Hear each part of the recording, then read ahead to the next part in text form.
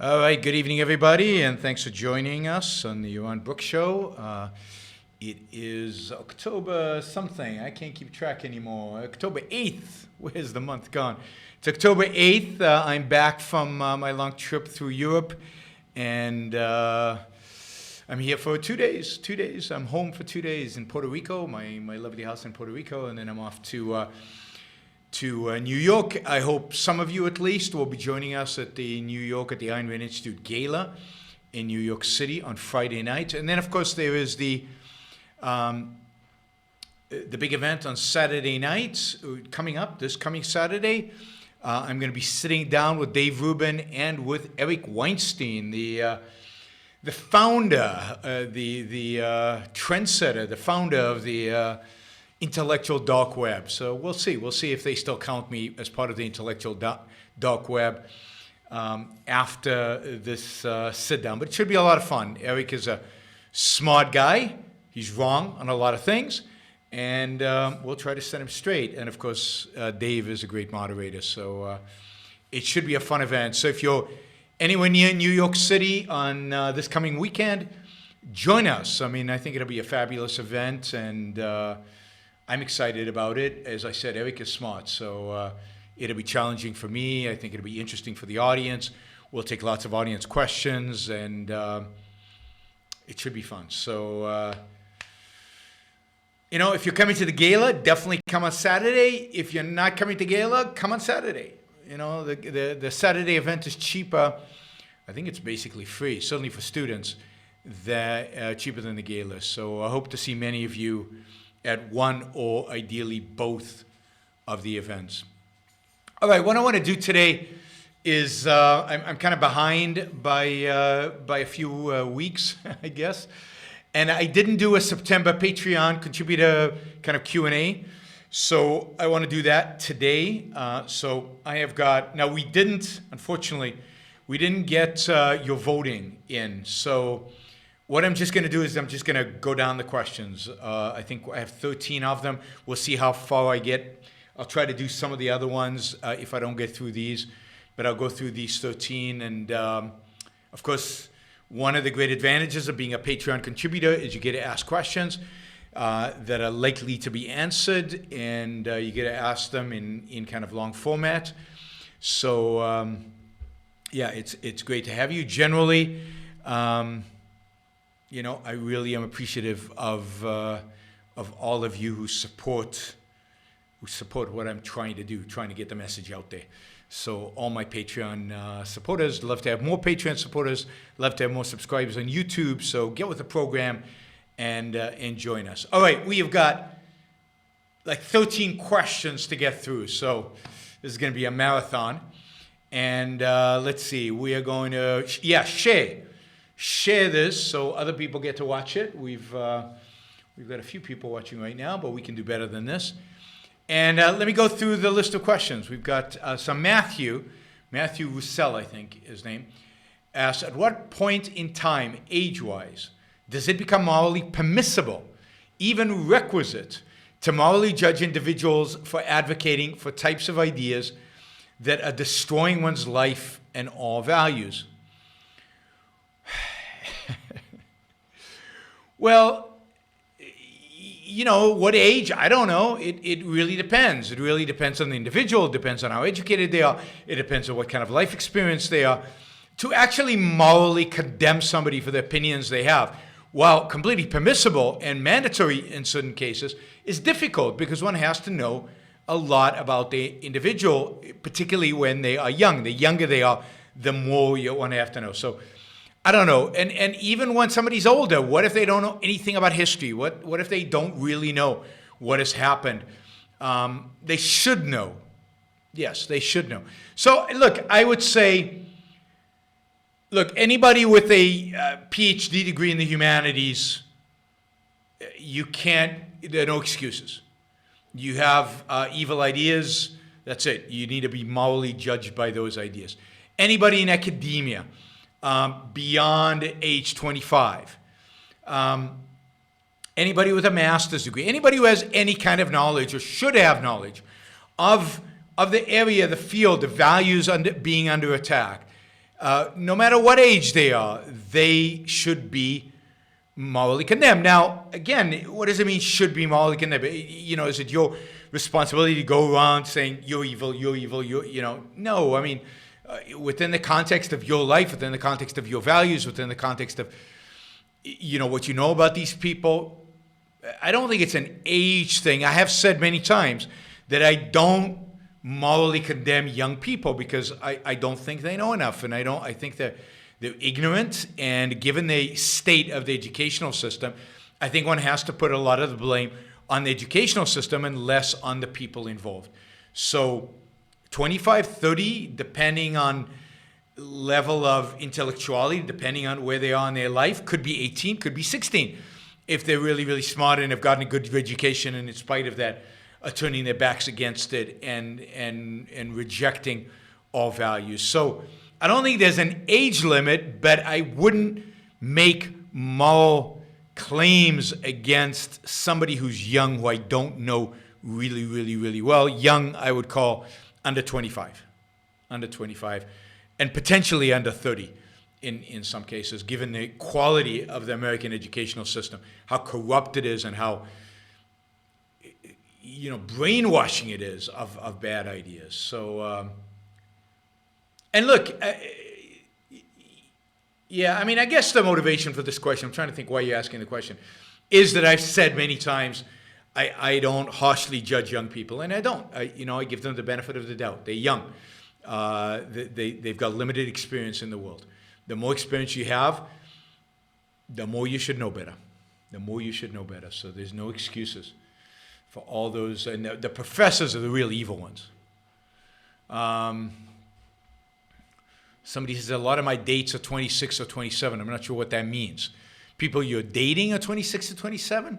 Is that a good thing, a bad thing? Are they moral? I don't know. Okay, Nathan Smith asks, why are many of today's left hostile towards Christianity but apologetic for Islam? All right, that's an easy one. That's a softball, Nathan. Well, because Christianity is the dominant religion in the world. Christianity appears to be successful. It has with it successful people.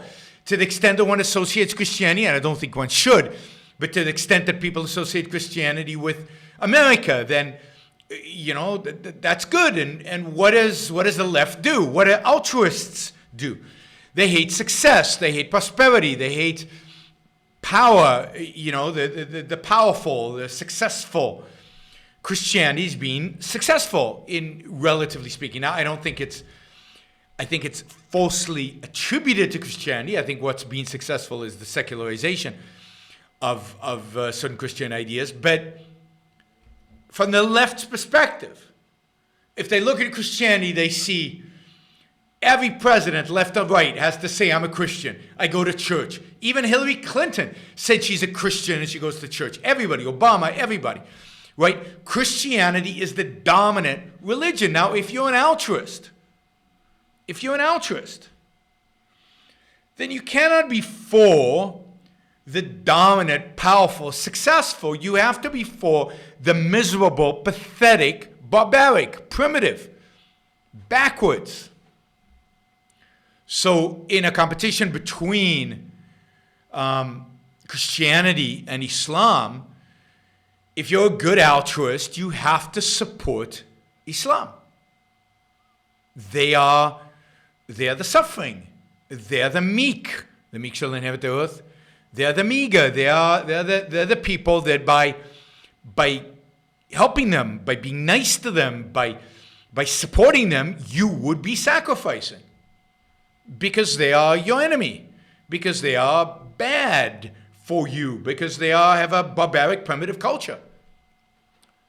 So it's exactly because Islam is backward, Islam is primitive, Islam never went through an enlightenment, never got to where it is today. It's exactly because of that.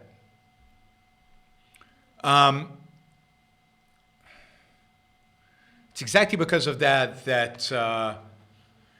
Islam is supported and Christianity is hated. It's altruism in action. right? It's self-evident outcome in an altruistic culture. You know, what alternative is there? Right? They can't support Christianity, and they can't hate Islam. You can't go after, you know, people who are suffering. All right, Adam asked a question. I'm going to answer it quickly because my answer is quick. And the reason he asked it both in the Patreon contributor list and on Super Chat, so he gets preference because he paid twice for it. But I'm not going to be able to answer the question. So, does your view of coming out include recent sculptures by Lee Wrong? Now, I am going to punt on this and say, let me do a little research on Lee Wrong and get back to you. But let me also say, in that connection, that I think there's a lot of good recent sculpture and good recent art more generally. Not a huge amount, and not masterpieces, but much more than there was in the past. And you know, you can find, if you go to galleries, if you go to, you can find some good pieces at Quinn Codet's gallery, but you can find also in other galleries that are not intellectually affiliated. There's just some good sculpture out there and good painting out there. You know, it's better than it used to be. So, you know, my condemnation of the fact that there's not a lot of good art in the world today is that there's not a lot of good art. There is good art, but there's not a lot of it. Whereas in the 19th century, there was a lot of it all over the place. And the mediocre art of the 19th century is generally better, in my view, than the good art of the 21st century, even by the good sculptors. So there's just not a lot of them. There's like a handful of them. And Lee Wrong might be one of them. But it's very, you know, there's just not a lot of it. And it's because while the culture might still produce a good artist here or there, the culture does not support good artists. Can you have a rotation of substitute show hosts to fill in while you're traveling? No, ain't happening. No, I don't really trust anybody to speak for me at this point. And you know, I like doing the shows on the road. I know some of you don't. I mean, I know a lot of you don't like them because the audio's not that great or the video's not that great. But some of the best shows I've done were on the road. You know, and I love the one I did recently, talk about art, where I went to the National Gallery and then gave you a little history of painting as a result of that. And I thought that was a really good show. I enjoyed it. And I think those of you who've watched it and listened to it have benefited enormously from that fact. So, and I wouldn't have done it because it was kind of an inspiration of the moment if I hadn't kind of done the show on the road. So, no, I'm not. You know, if I wanted to professionalize this completely and do all the shows in a studio and have substitute. Anyway, no, I mean, I do them when I can. The only thing is that I've noticed over the last month and a half that my subscription rate has really slowed. I'm not sure why, but it's really, really slowed. And maybe it's the traveling, maybe it's something else going on. So the number of subscribers is decreased. And the number of new people who supporting the show on Patreon has decreased. So again, those of you who are listening to the show, regular listeners to the show, listen once in a while but are not supporting me on Patreon, please support me on Patreon because it's hard to keep this going if we don't keep growing. We need to keep growing. Growth is essential on Patreon. If we start shrinking, that would be really, really bad. But even standing still, I don't believe in standing still. Standing still means you're dying. So I don't know. If you have ideas on how to get the show more subscribers, if you have ideas on how to get the show more Patreon supporters, send in recommendations through Yaron at yaronbrookshow.com or through Patreon if you're already on Patreon. All right, that was another Nathan Smith's question. Would it be proper for the U.S. government to reclaim the oil concerns of U.S. companies that were nationalized in the Middle East, Or has too much time passed? If so, how would that be accomplished? Well, it's a complicated question because time does have a factor, right?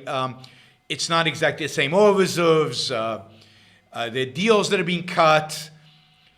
But at the same time, I don't believe that Saudi Arabia owns any oil. So I think the real solution, now again, this is kind of an ideal world, a situation where, I don't know, I was president, but somebody like me was president, somebody who would actually do this. Donald Trump would never do this, Obama would never do this, Clinton would never do this. Nobody in today's political world would ever do this. But as part of the war, so-called war on terrorism, I would definitely, I wrote this in 2002. I would have definitely gone to Saudi Arabia and Iran. As part of going there, I would have confiscated the oil reserves. I would have privatized them. So I don't believe in returning them to the oil companies. The oil companies are so complicit in everything that's happened since. And who would get what? I would auction them off to pay for the war. I would auction the oil off to private enterprise to pay for the war against Islamic jihadis. And I would basically provide security for that oil, for a while until the locals could get rid of the corrupt regimes that they have. And I would basically say, given that it's oil and given how important it is, I would basically say to those regimes, look, you're not going to get the oil again. If you try, we're just going to blast you into another world. So just be nice.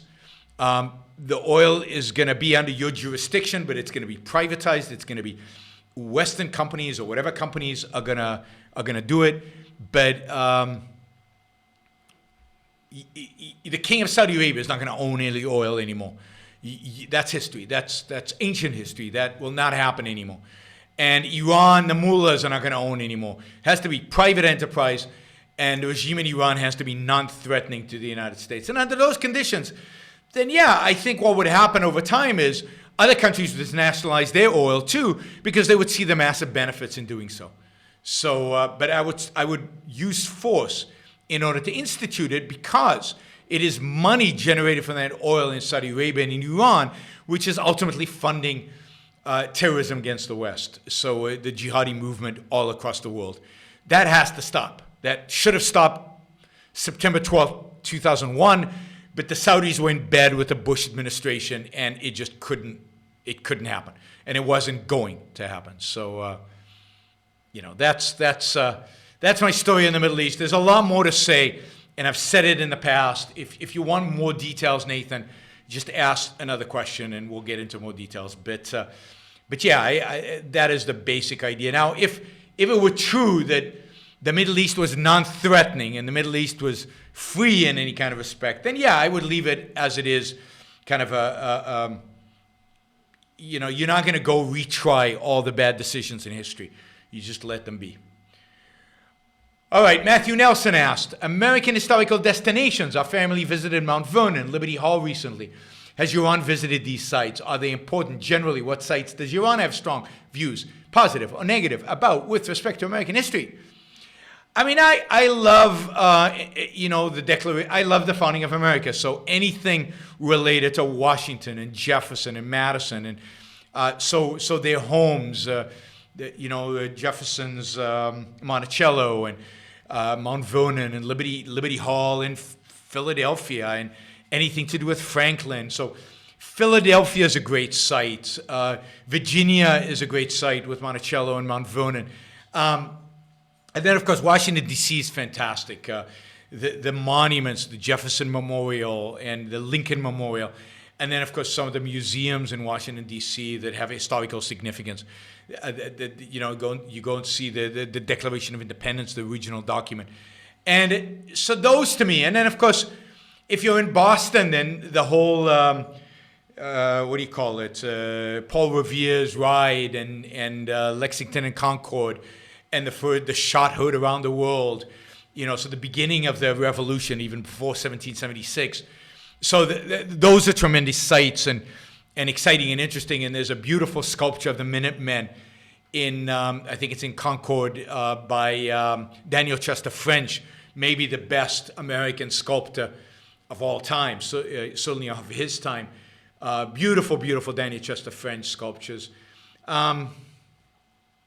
What else? I mean, those are the key ones, I think. I think those are, really anything to do with the founding. I'm not a big Civil War buff. I mean, wars, I can't get into celebrating wars, particularly wars that are so sad. Now, you don't think of the War of Independence as a sad war because the goal is so clear and the enemy is so clear, but the Civil War is so sad. Family members fighting against family members, tens of thousands of young boys dying for a good cause, to free, to eliminate slavery from America. But that should have been done sooner. It should have been done earlier. It should have been done without force. It's so tragic and sad. Sad is the main thing. So I'm not big on Civil War stuff, battles, memorials, stuff like that. No, I don't get excited about that. I really am around the founding, and Lincoln, but really around the founding. That's what interests me in terms of history, the historical monuments. And then, the other stuff. I love industrial sites. So I love to see kind of the way the robber barons were and the kind of industries and museums about industrial success in the United States. There was one in Pittsburgh, places like Cleveland and Cincinnati, the industrial heartland of America in the 19th and 20th centuries. Yeah, museums dedicated to that are fantastic, right? And, I like Mount Rushmore and of course the Freedom Trail, and there's a lot. It's a big country. There's a lot of beautiful stuff. There's a lot to see. All right. Ron Avni asks, your thoughts about ARI taking on the project of rewriting the Constitution so that down the road there shall be a well-defined document that is more precise and less vulnerable to misinterpretations both for the U.S. and other rebuilding country such as Eastern Europe or Venezuela. I mean, I think it's a fantastic project, and I would be all for rewriting the Constitution and having kind of an objectivist Constitution put aside. I just don't think it's urgent. I mean, it's not going to be needed for do I want to be optimistic? Okay, 50 years, right, on the optimistic side. So much more important today is to lay the groundwork for the day when the Constitution would be required, when it would be wanted, when people actually want a Constitution like the one we would produce. So, what would that Constitution mean to Venezuela? Nothing. I mean, the Venezuelans, even the opposition, consider themselves socialists. The Constitution would mean nothing to Americans. Americans have no concept of individual rights. They have no concept of rights. They have no concept of, and neither does anybody in the Supreme Court, never mind the average American, including the new people in the Supreme Court. So I just don't think it's urgent. I'd love to see it. Maybe somebody can take it on as a project and the Institute can embrace it. It's like the Capitalism Party. I don't know if you know the Capitalism Party. That was launched by Joe Sanders and who else? Mark Pellegrino, of course. And Andy Bernstein wrote their manifesto, and it's great. It's great, but nobody's interested.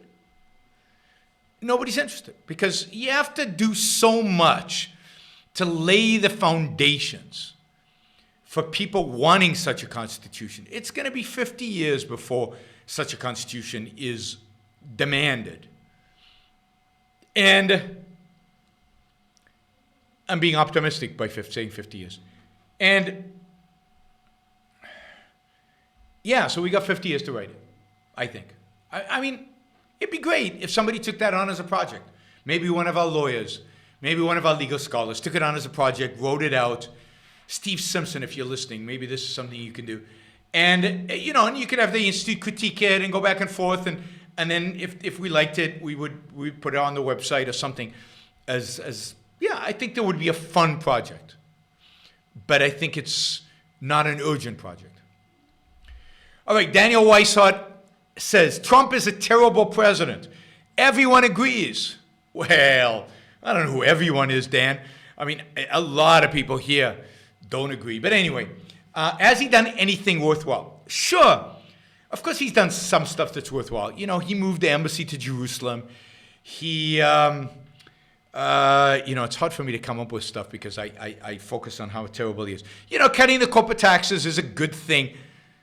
You know, if you could separate it off from all the other economic damage he's done. Deregulation, a lot of deregulation has happened. He's appointed some good people to head the regulatory agencies that have loosened up the regulatory restraints. Although, as I've said, it's temporary because it's done at the agency level instead of legislatively. Legislatively, nothing really significant is being done to loosen the regulatory reins. What else has he done from policy-wise that's good? Nothing in Europe. Telling the Europeans they need to pay more for NATO. Not a bad thing, although not the right approach, I don't think. North Korea is a disaster. Russia is a disaster. Middle East is a disaster. Getting out of the Iran deal. Sure. Okay, better than not. Not great, though. Appointing decent Supreme Court judges. I think Gorsuch is good. Kavanaugh, I'm not excited about Kavanaugh. I just think, as I've said many times, he's too political. So, there are some worthwhile things he's done. He's, loosened up the reins of Obamacare, but I'm not sure if that'll work out to be good or bad. A lot of these things, they look good, but then if you evaluate them over the long run, they lead to bad consequences. It's really hard to tell. Really hard to tell. Even the moving the embassy to Jerusalem, the real test will be when he proposes his peace plan and what he gives to the Palestinians and how much pressure he puts on Israel with regard to the Palestinians. So, so you guys are getting glitchy video? That's weird. It's not the camera. I'm not sure what it is. I'll have to test it later. So, I don't know. There's not a lot. And I think the bad overwhelms whatever good he's done, right? So, but there is good. I mean, he has done good. I mean, some of his advices are good advices. I mean, I can't think of a better national security. I mean, I can. But of the possible choices that would be acceptable in the world in which we live, I can't think of a better national security advisor than John Bolton. I just wish he'd listen to him. I just don't think Trump listens to him. Kudlow could be a good advisor, but I think he's too much of a yes man. Yeah, the anti-environmentalism, somebody points out. Yeah, I mean, that's what I mean by appointing good people. Trump's anti-environmentalism, I don't believe, because I don't think he has an opinion. I don't believe anything. But also, he's so crude and so non-intellectual and so moronic that when he takes a positive position on something, I'm not sure if it helps us or it hurts us. But when his people do stuff, that obviously helps because it moves things along. Yeah, getting out of I guess what you could mean by anti-environmentalism is getting out of the Paris Climate Treaty. That was a good thing. Although, again, not horrible. Stephen Moore, is Stephen Moore part of the administration officially? I didn't think so. He was part of the campaign. But again, I don't think he listens to Stephen Moore. Stephen Moore is a friend. I mean, an acquaintance, a friend. I know Stephen, and we get along really well. But I just don't think he is I don't think Trump listens to Stephen Moore or to Kudlow. Otherwise, we wouldn't have these stupid tariffs. We wouldn't have a trade war with China. We wouldn't have tariffs on steel and Canada, which still exist in spite of the so-called NAFTA replacement deal, the NAFTA 2.0, which is really NAFTA 1.1. It's not that good. It's not really a rewrite. It's a tweak. It's a tweak to NAFTA. All right, let's see. Next question. If you were 25 years old, this is from Alejandro Duran Carret, something like that. 25 years old today and living in Israel, would you choose to live in the US? I'm deciding where to live right now, and America doesn't seem as promising in the long term as other countries, and it's very hard to get a visa. So if you were my age and you were living abroad, would you still choose to live in America? I don't know. It's a hard question. I mean, for a number of reasons. One, Israel is much, much better today than it was when I lived there. It's an exciting place, a vibrant place, particularly if you're into technology. You can do really, really well in Israel. And yet, in spite of all of that, in spite of my opinion about the U.S., in spite of my opinion of the U.S. declining and cultural decline, certainly cultural decline and economic decline, although, I think on one of the other shows I said the U.S. has now climbed back to number 6 on the Economic Freedom Index. And by the way, that happened under Obama, not under Trump. We don't know where it's going to be under Trump. That is as of 2016. Sorry. I still think I think I still would move to the U.S. if I was 25 today. I still think there are more opportunities. America's a big country. There's lots to do. There's huge upside. There's a vibrancy, particularly in certain parts of the country, that that is quite.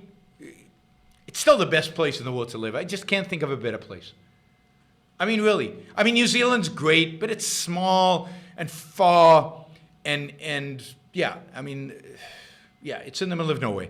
I'm sure Australia is very nice to live in, and I'm sure there are places in Europe that are nice, but it's still true. Switzerland's higher on the Economic Freedom Index than the United States. Ireland's my favorite place now, just based on the numbers. If you want to live in the freest European economy with the highest per capita GDP, then I would go with a significant country, not Luxembourg. I would go with Ireland. Canada's not bad because it's easier to immigrate into Canada and they're more friendly to immigrants. I mean, that's one of the things about the U.S. is it's become so hostile to immigrants. That's ugly. It's really, really ugly. So, and don't tell me it's just illegal immigrants. Man, listen to the debate about immigration. It's not just illegal immigrants. So, I would have to say it's still the U.S. because of its size, its diversity, and I don't mean diversity in the sense that the left means diversity. I mean the number of things going on, the number of areas in which you can excel, the number of opportunities, the opportunities in so many fields, the kind of people, the type of people, the opinions people have. There's a lot going on in this country. And then if you want to fight for the future, like I do, this is the place to be. Now, given that it's so hard to emigrate here, I understand your hesitancy, and I certainly consider other places. Depending on my profession, it would, to a large degree, depend on what your profession was. All right, we're getting through a lot of questions here. Let's see. Jeffrey asks, in a recent podcast, you mentioned you're currently on your 5th career. Yeah. How does one evaluate these changes, opportunities when they arise? Is career change more common in 2018 than it was during Ayn Rand's time? Is this all in conflict with Rand's vision of the ideal where rock and gold seem to be what they are for their entire lives? If not in conflict, does this require defining some central purpose by which to evaluate potential career changes? Rand referred this in Playboy interview. If so, how would you go about it? Okay, that's a big question. All right, so look, if you're a rock or gold, or not a rock or gold, but if you, from a young age, know exactly what you want to do in life, then you know exactly what you want to do in life, and you go and do that. And you pursue that. And it could be, and for some people, that will be your career, and you will have one career the entire life. But even there, I would argue that given the pace of technological change, given the pace that the economy is changing, but particularly technology is changing, one has to, well, even if one is in one career path, one has to be always open, looking, alert, observant. And part of having a career is in your field of knowledge to always be alert to changes and always be willing to move and change. Now, a lot of us, a lot of people, and I know a lot of you, are not how it works, in a sense that we don't know what we want to do. We don't have a clear, unequivocal idea when we're young of exactly what we want to do with our life in terms of career. And we gravitate to maybe what we're good at and what we like, what we love, what we're passionate about. I think different people gravitate to. And we try stuff out. And now I had 5 careers, not completely from choice. I mean, one of them was 3 years in the military, kind of a career, not really a career. So I somewhat exaggerated the 5 careers. I was a student for many years. But I didn't know what I wanted to do. I had no clue. I finished the Army. I finished high school.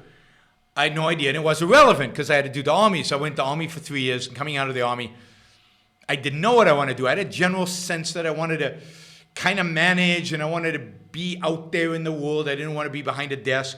So I didn't want to go into computer science because I thought, I don't want to really program all day.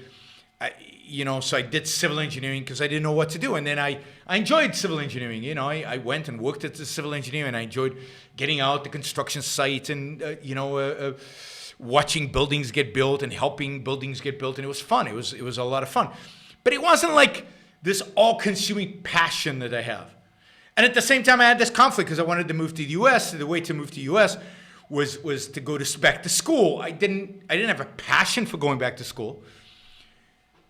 So I went back to school, not because it was part of my career, it was because of my goal, a separate goal, a different goal that was related to career, because I understood broadly that if I wanted to have a really good, long-term, successful career, I should be in the United States.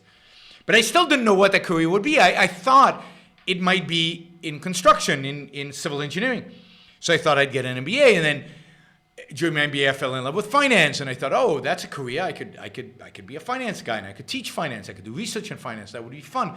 And I did that, right? Because I liked it. And the fact is that being an immigrant, it was hard to find a job out of MBA school. So it was very difficult to find a job. If I would have found a well-paying, good job in like consulting or in industry or in management that was really exciting, that I could get excited about, that's what I would have done, and I wouldn't be here today.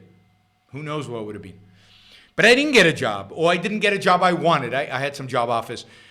And partially it was because I was an immigrant. And even then, the visa requirements, the hassle of it, limited the employers who were willing to hire immigrants.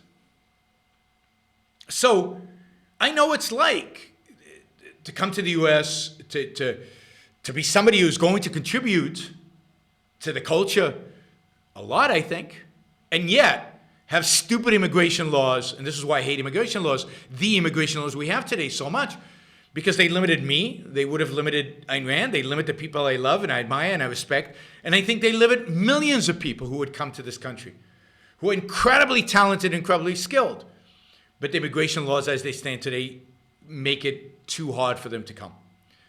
So, all right, so I switched careers as a consequence of that. And then, then I was a professor.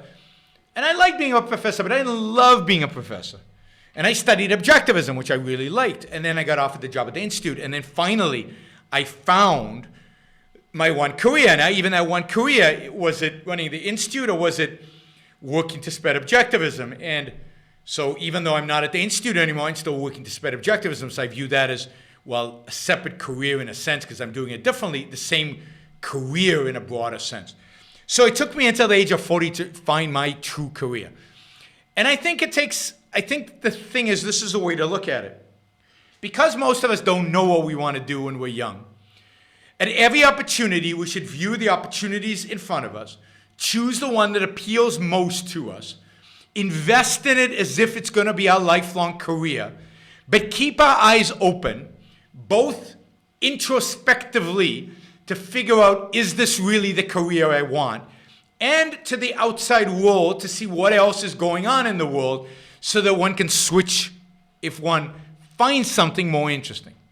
So it's being alert both to your own happiness, your own passion, your own interest in what you're doing, and at the same time, continuously scanning the world out there to figure out what is or isn't a good alternative career one could switch to. And including in that, both in the introspection and the looking out there, do I want to go back to school? Do I want to get a master's degree? Do I want to get a PhD? Do I just want to get a completely different degree? What do I want to do? How do I want to do this? While always being in a position, if you can,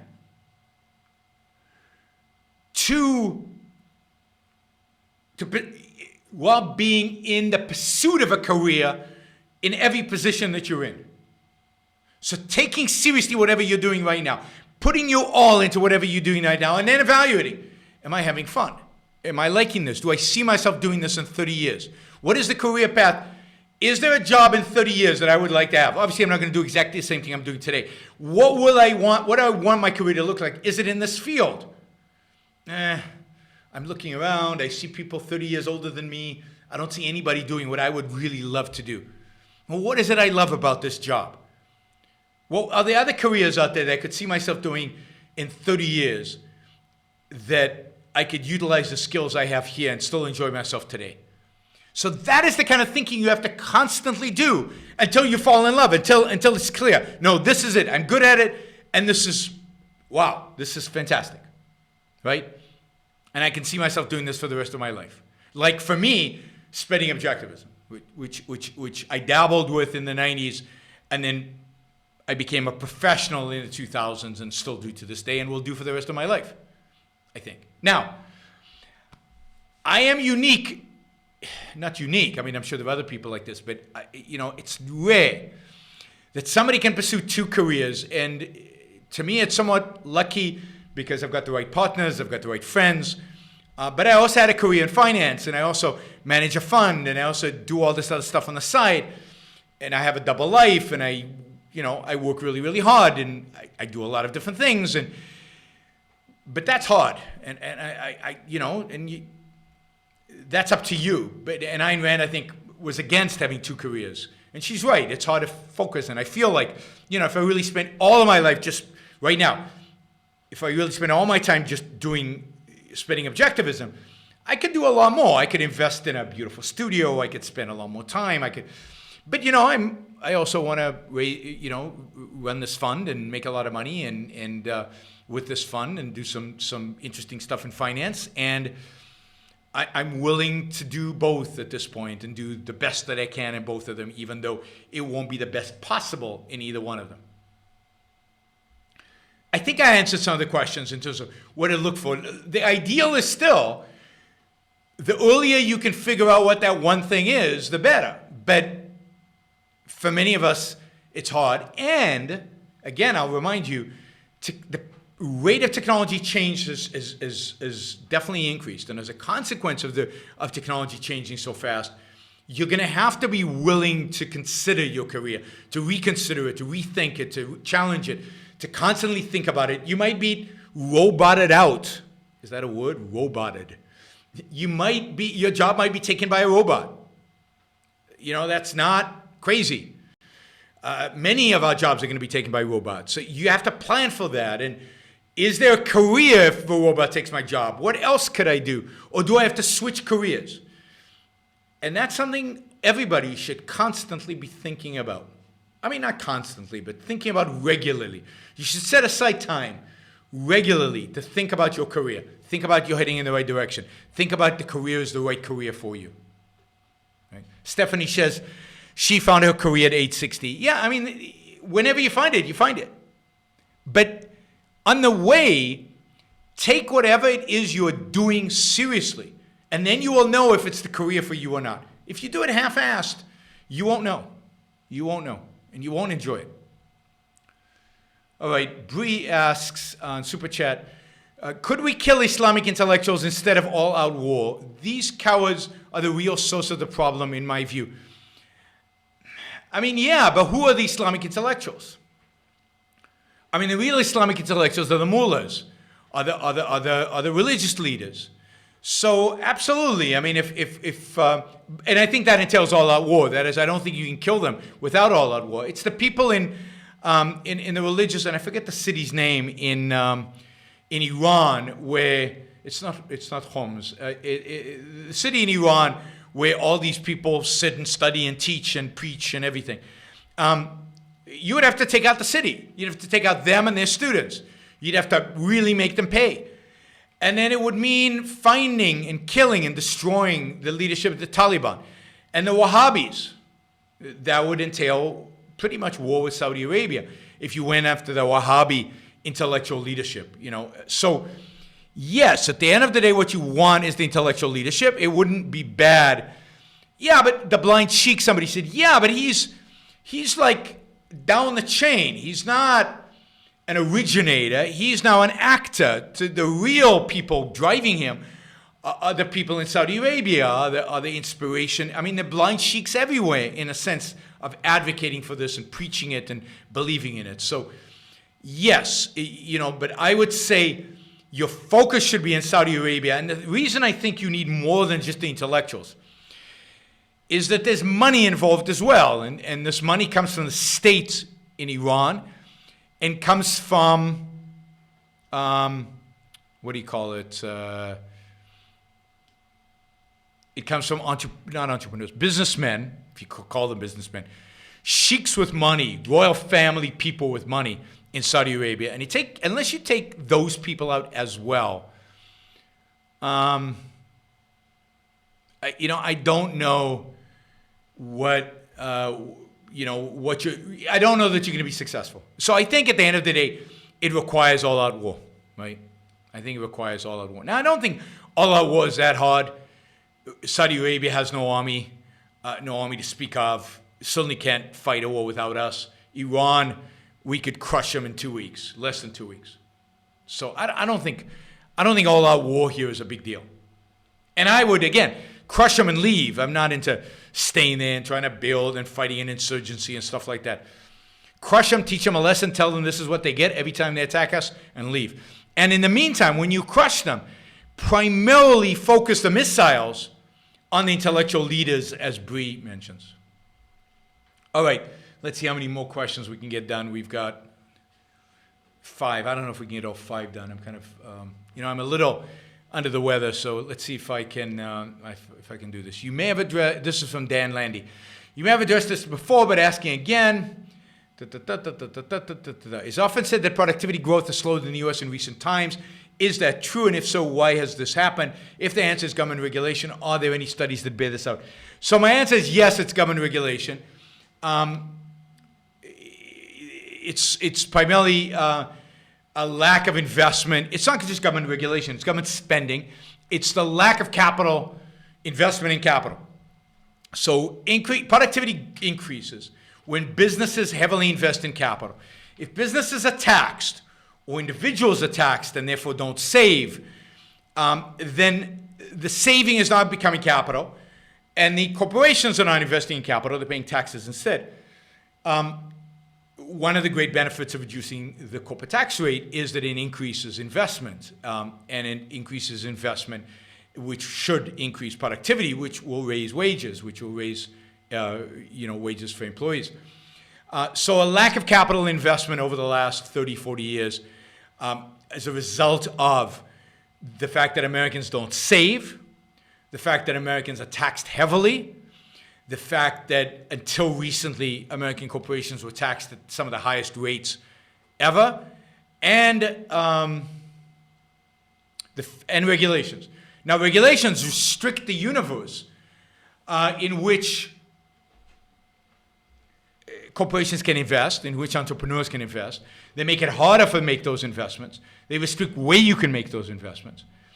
So that's part of the cause. Also, regulations just raise the cost of investment. The compliance cost, I mean, I know how much I have to spend in my business on compliance. It's astronomical. So the compliance costs, all that money is wasted money. Wasted money. Now, are there studies that bear this out? Yes. I don't have citations with me right now, so I will try to get those citations from you and get them to you. But I'm sure Malkadis Institute has done studies on this. I know the CI, the Center for something Enterprise. I don't, I'm blanking out on what CI stands for. Anyway, a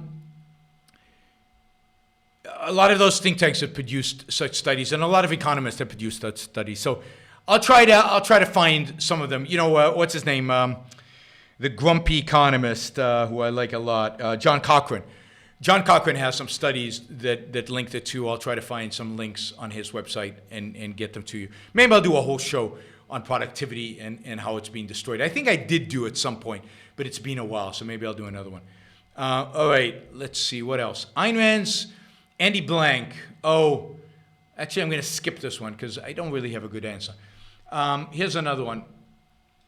I'm in love. He'd love a primer on the saving and loan crisis in the 1980s.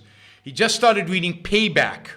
Now, Payback is a book I recommend everybody read. It's a brilliant book, and I think you'll get everything you need to know about the 80s from Payback, Andy. The other place you can find it is in my course, which is available for free on my website, on my podcast, so on iTunes, called In Defense of Financial Markets, I think it's called. It's like an 7 lecture course, and I talk a lot about the 1980s, and I think I talk about the S&L crisis. So check that out. In Defense of Financial Markets, the course that I have on iTunes, it's available for free. I'll also be making it available on YouTube, some here soon. Okay, Dave Landy has another question. In a show late this week, you commented that the U.S. has strategic interest in maintaining open shipping lanes to allow for free trade. What's the principle behind this, and why does it end at keeping open shipping lanes? If the principle is to protect the trading rights of Americans, doesn't a coup in some foreign country also infringe on those rights, since Americans will have been trading with individuals in those countries before a coup took place and may not be able to afterwards? In the name of individual rights, doesn't this necessitate invasion or some other military reprisal to make things right? I mean, that's a hard question, and I don't know that I have a clear, because I haven't really thought about it, clear worked out answer, but let me give it a shot. Opening shipping lanes. So shipping lanes are mostly in what's called international waters. They're not in anybody's jurisdiction. Nobody else has jurisdiction over them. The United States might as well take responsibility for those shipping lanes. And it's relatively low cost. And here I mean primarily in terms of life. You don't have to go to war for it. You have to destroy pirates, but that's pretty simple. And you might have to go to war for it, because if somebody like China says, no, we're blocking all these straits, we're restricting trade with the United States through the Pacific. I mean, that's like an act of war by China. So the only state in which you would go to war is if somebody aggressively restricted shipping lanes to you and used force in order to do that. So they were initiating force.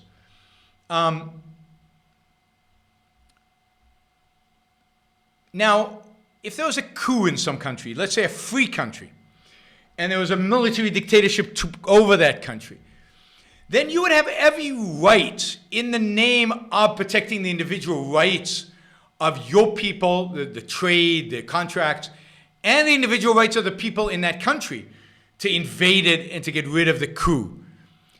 The question is, would it be justified to risk the lives of the military and to spend the kind of money that's involved, and what are the chances of winning that war, right?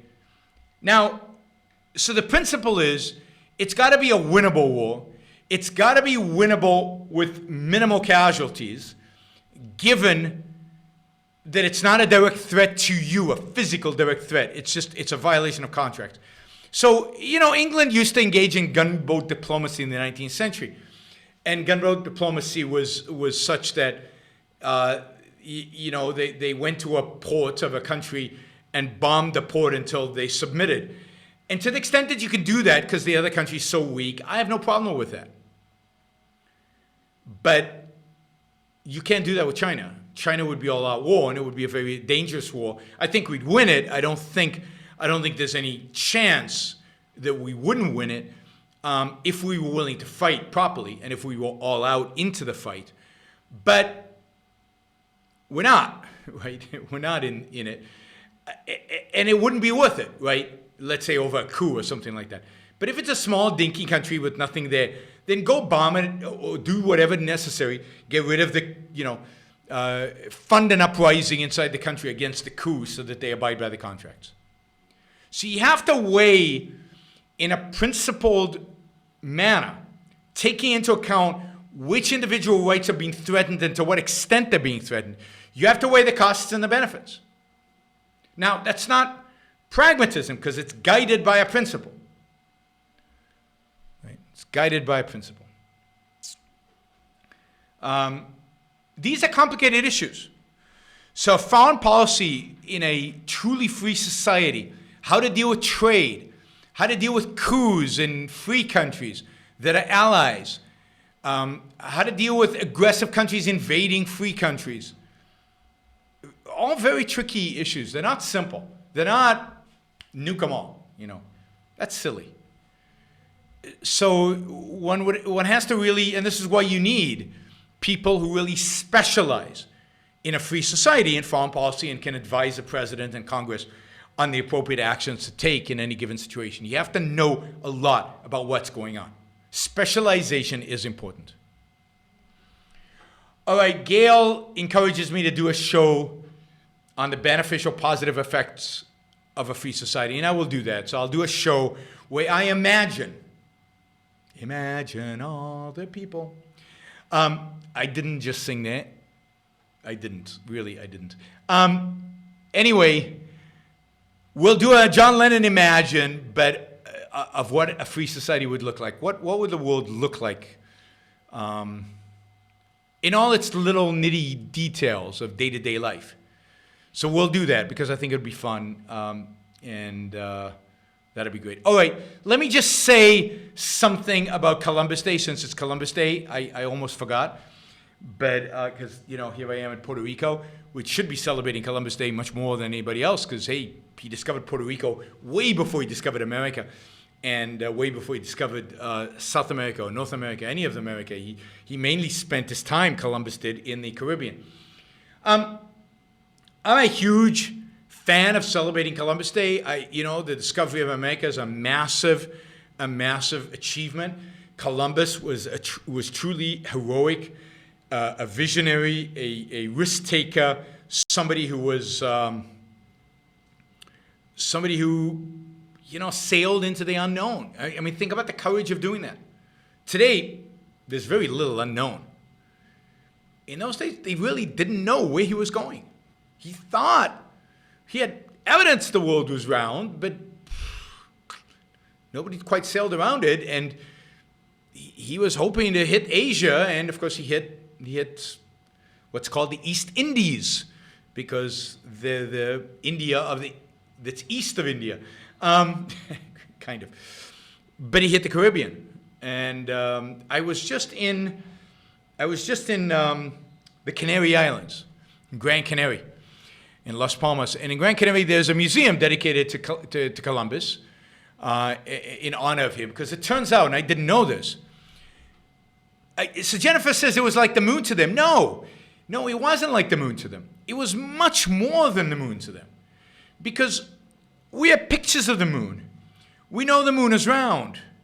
We've calculated the math of how to get there, of what we do when we get there. We have computers. They had no idea where they were going. It was like going into space not knowing what we'd find. Oh, and we'd bump into a moon. But no, we know exactly what's out there. I mean, not in the grainiest detail. But we we know, we have pictures. They had no pictures. They had no satellite images. They didn't know where they were going. So the kind of courage that requires is amazing. And in the Grand Canary, it turns out that when Columbus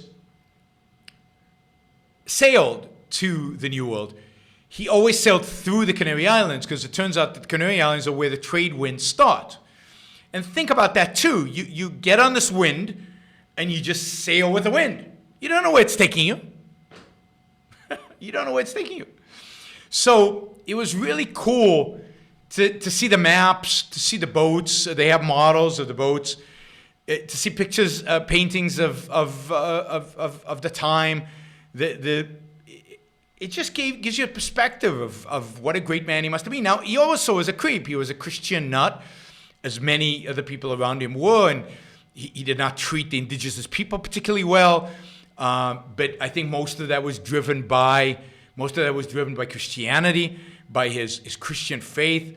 It's terrible how he treated the indigenous people that he found. But he was a Christian, and he believed in this, and he was still, in many ways, he was still pre-civilization, right? 1492 is, pre-civilization. It's the beginning of civilization. So he wasn't completely civilized. He was somewhat of a barbarian. Now, he was more civilized than the natives, but he was still barbaric. So when he met other barbarians, he killed them. He slaughtered them. Forced them to convert to his religion. So, again, he was a person of his time. The ideas that guided him, the bad ideas that guided him were Christian ideas. The good ideas that guided him were science and the will to discover and to be an adventurer, which are all secular. He was during this Renaissance where the beginning of shrugging religion off and engaging with the secular world, primarily through science and exploration. But he was still, in some way, a barbarian. He was still, everything was by the sword. And religion was the guide. Not for everything, that's his virtue. So in the context of his time, he's one of the great Renaissance adventurers, one of the great discoverers, and one of the people that helped move the world, move Europe from the barbarity of the Middle and Dark Ages to the civilization that was the Enlightenment. This is the bridge period, the 1500s to the 1700s of the bridge period. Those 300 years are crucial, 200 years are crucial to the modern world as we know it. And then in the 19th century, everything takes off. We're civilized. We got it. We're about reason, individualism, but you had to get there. And Columbus is part of getting there. And he's a hero of getting there. And he has to be judged, even in his attitude towards, for example, indigenous people, by the standards of his time, not by the standards of the Enlightenment. Even by the Enlightenment, they were better. But even the Enlightenment, they had slaves, like the founders of America. So even they still needed civilizing, right, to get rid of slavery. So absolutely, we should celebrate Columbus Day as a day where we celebrate not just Columbus, but all adventurers, all explorers, all people, individuals who move civilization forward, even if it's inch by inch, and usually move it forward with everybody pulling in the other direction, yelling and screaming at you how much of an idiot you are, how evil what you're trying to do is, how wrong you are in what you're trying to do. And yet, the real heroes keep going. They keep going, and Columbus is an example of that. He got turned down, and his voyages weren't successful because they didn't bring gold, but he kept going, and he kept going, and he kept exploring the unknown. And he opened up a whole new world for civilization, opened up a whole new world for all of us. And people died, but people are dying everywhere in the world. All right. Right, guys, if you want to ask questions, you need to put dollars behind them. Come on. Be real. I need to make a living here. Does Thomas Jefferson not get a pass because he was a man of his time?